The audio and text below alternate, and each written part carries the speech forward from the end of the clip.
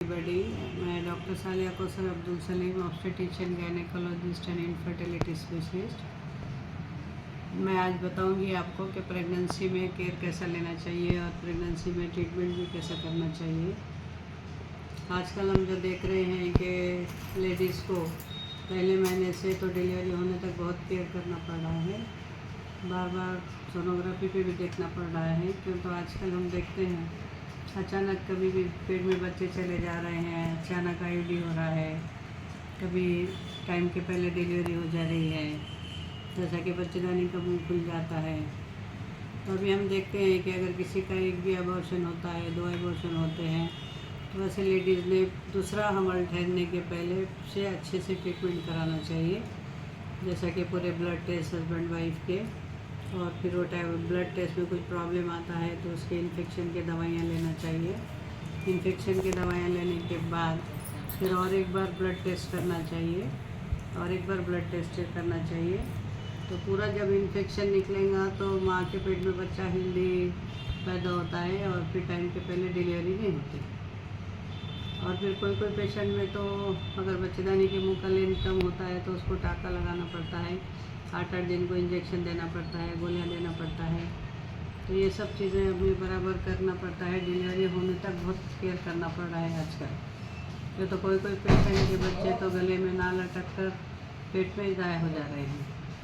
इसलिए उनको 15 दिन को हमें हार्ट बीटिंग देखना बहुत ज़रूरी है कि हार्ट बीटिंग कैसी है और बच्चा घूम रहा है या नहीं पेट में, वो भी उनको अवेयरनेस करना चाहिए।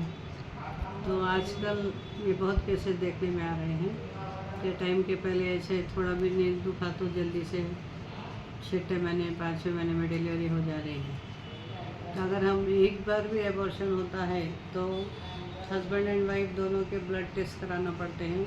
अगर दोनों के ब्लड में प्रॉब्लम है तो पहले उसका ट्रीटमेंट कराना पड़ता है, फिर वो क्लियर होने के बाद प्रेगनेंसी रहने देना। और प्रेगनेंसी में अगर 10-15 दिन भी बढ़ गए जब से इलाज चालू करना पड़ता है, बराबर इंजेक्शन के साथ गोलियाँ लेना पड़ते हैं।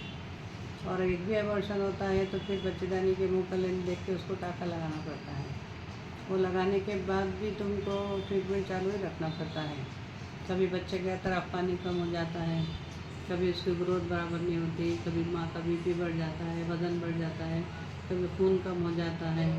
तो ये सब हमें निगरानी करना पड़ती है कि अगर खून बीच में कम होता है, खून बढ़ने के इंजेक्शन लगाने पड़ते हैं, उसकी माँ को डाइट अच्छी देना पड़ती है, ये सब निगरानी हमें करना पड़ती है। तो लेडीज़ से मेरी यही विनती है कि एक बार भी एबॉर्शन होता है, नहीं भी होता है, तो गर्भवती के पीरियड में रेगुलर इलाज करें। खाने में भी अच्छे फ्रूट्स है, अंडा है, चिकन है, ये खाना चाहिए। हीमोग्लोबिन का 2-2 महीने को 1 महीने को चेकअप कराना चाहिए। कम होता है तो भी उससे टाइम के पहले डिलीवरी हो जाते हैं। तो ये सब केयर हमने लेना चाहिए कि माँ और बच्चा दोनों भी हेल्दी रहें। नहीं तो कोई कोई बच्चे इतने वीक होते हैं कि उन्हें हमेशा दवाखाने में बताना पड़ता है। माँ को भी डिलीवरी में जो ब्लीडिंग होती है वो भी कवर करना पड़ता है। तो नॉर्मल डिलीवरी भी होती है तो 1 से 1.5 लीटर तक ब्लड लॉस होता है। इसलिए हमें खून बढ़ने की चीज़ें वो सब बराबर करना चाहिए। तो मुझे यही आशा है कि सब लेडीज़ अच्छे से केयर करेंगे और प्रेगनेंसी में केयर करके माँ और बच्चे दोनों भी हेल्दी रहेंगे। Thank you.